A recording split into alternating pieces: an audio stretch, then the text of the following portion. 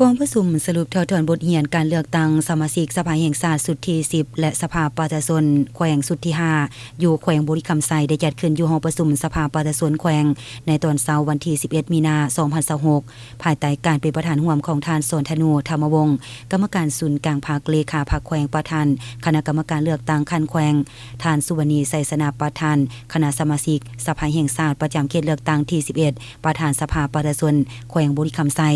มีคณะกรรมการเลือกตั้งคันแขวงคันเมืองหัวหน้าอนุกรรมการและผู้รับลงสมัครเลือกตั้งสมาชิกสภาแห่งชาติสมาชิกสภาประชาชนแขวงเข้าร่วมท่านนางคันทองพันธจักรต่างหน้าให้คณะกรรมการเลือกตั้งคันแขวงสรุปผลสำเร็จการกาเกี่ยมและดำเนินการปนบัตรเลือกตั้งสมาชิกสภาแห่งชาติสุดที่10และสภาประชาชนแขวงสุดที่5อยู่แขวงบุรีคำไซซึ่งยกให้เห็นผลสำเร็จข้อคงค้างและบทเรียนที่สามารถถอดถอนได้ปฏิบัติตามนิติกรรมของคันเทิงได้ค้นคว้าพิจารณาและออกข้อตกลงของคณะกรรมการเลือกตั้งคันแขวงซึ่งจำนวนผู้สมัครประกอบมีสมาชิกสภาแห่งชาติลงรับสมัคร10ท่านหญิง2ท่านเท่ากับ20ส่วนหอยมาจากศูนย์กลาง2ท่านคันแขวง8ท่านหญิง2ท่านเลือกเอา7ท่านและสมาชิกสภาประชาชนแขวงลงรับสมัครเลือกตั้ง49ท่านหญิง15ท่านเท่ากับ30กว่าส่วนหอย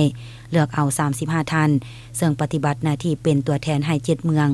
บรรยากาศของการลงโฆษณาหาเสียงก็คือการแนะนำตัวของผู้ลงรับสมัครเลือกตั้งสมาชิกสภาแห่งชาติและสภาประชาชนแขวงโดยรวมเห็นว่าสามารถเคลื่อนไหวตามเป้าหมายที่วางไว้มีบรรยากาศฟุดฟื้นได้รับการต้อนรับจากการจัดตั้งของบ้านก็คือพ่อแม่ประชาชนผู้มีสิทธิเลือกตั้งเป็นอย่างดีมีความอบอุ่นและเป็นกันเองบางบ้านก็มีการแสดงศิลปะมีการบาสีสู่ขวัญและขับลำท้องถิ่นเพื่อต้อนรับบรรดาท่านผู้ลงสมัครสำหรับบรรยากาศของการเลือกตั้งผู้มีสิทธิเลือกตั้งได้เข้าร่วมเริ่มแต่พิธีการเปิดหีบปอนบัตรอย่างมีความกระตือรือร้นในการปฏิบัติสิทธิหน้าที่ของตนเองจนถึงเวลาปิดหีบบัตรและสามารถปฏิบัติ4คาดหมายคือผู้มีสิทธิเลือกตั้งมาปอนบัตรเลือกตั้งปฏิบัติได้84กว่าส่วนหอยคาดหมาย100ส่วนหอยผู้มีสิทธิเลือกตั้งฮู้ใส่สิทธิในการปอนบัตรเลือกตั้งถูกต้องตามระเบียบการเลือกตั้งปฏิบัติได้100ส่วนหอยสามารถรับประกันเวียกงานป้องกันศาสตร์ป้องกันความสงบให้มีความสงบและมีความปลอดภัยปฏิบัติได้100ส่วนหอยรับประกันการปอนบัตรเลือกตั้งมีความโปร่งใสและสำเร็จทันตามกำหนดเวลาปฏิบัติได้100ส่วนหอยสาเหตุที่ผู้มีสิทธิ์ปอนบัตรเลือกตั้งมาปอนบัตรเลือกตั้งปฏิบัติได้84กว่าส่วนหอยขาดหมาย100ส่วนหอยย้อนพลเมืองมีการเคลื่อนเนียงเข้าออกบ่ปกติ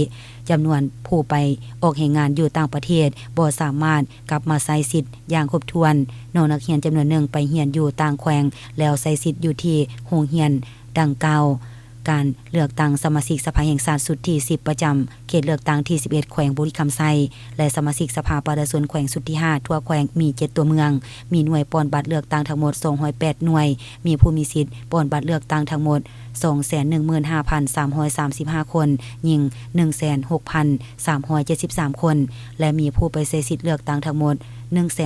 182,860 คนรวมเอา84กว่าส่วนหอยของผู้มีสิทธิ์ปอนบัตรเลือกตั้ง